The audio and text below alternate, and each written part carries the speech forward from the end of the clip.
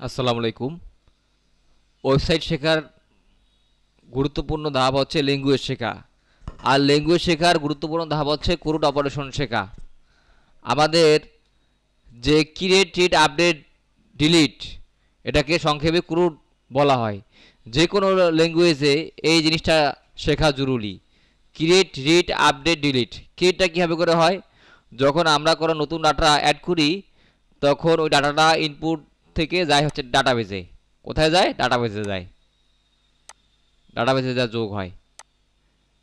যেমন আমরা যখন লারাবেলে করব তখন এটা ইনপুট ফিল্ড থেকে কোথায় যাবে? ইনপুট ফিল্ড থেকে যাবে পিএসপিতে, পিএসপি মাই অ্যাডমিনে, অ্যাডমিনে যাবে,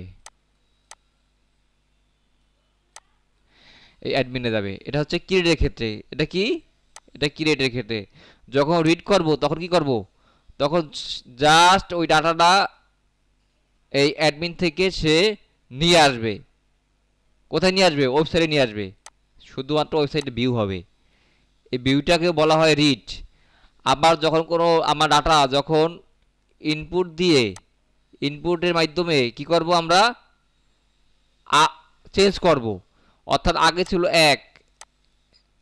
একটা ছাত্রের রোল নাম্বার ছিল ক্লাস 9-এ 1, ক্লাস 10-এ আবার হয়ে গেল তার 2। তাহলে কি হবে? তাহলে ইনপুট দিতে হবে 2। 2তে দিলে সে ইনপুট ফিল্ড থেকে এই অ্যাডমিনে সে আপডেট করবে, ডাটাটা কি করবে? আপডেট করবে। ডিলিট কি করবে? ডিলিটের কাজটা কি? ডিলিটের কাজ হলো সরাসরি এই ডাটাটা ডিলিট করা। একটু মনে রাখলে হয়, ক্রিয়েট হলো নতুন ডাটা যোগ করার জন্য ক্রিয়েট করা হয়। রিড হলো ডাটাটা পড়ার জন্য।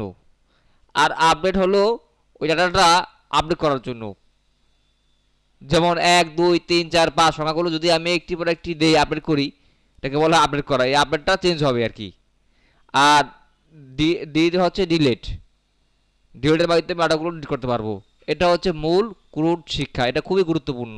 এটা বারবার করে ভিডিওটা দেখবেন এবং বুঝবেন এবং সাবস্ক্রাইব করবেন। ধন্যবাদ।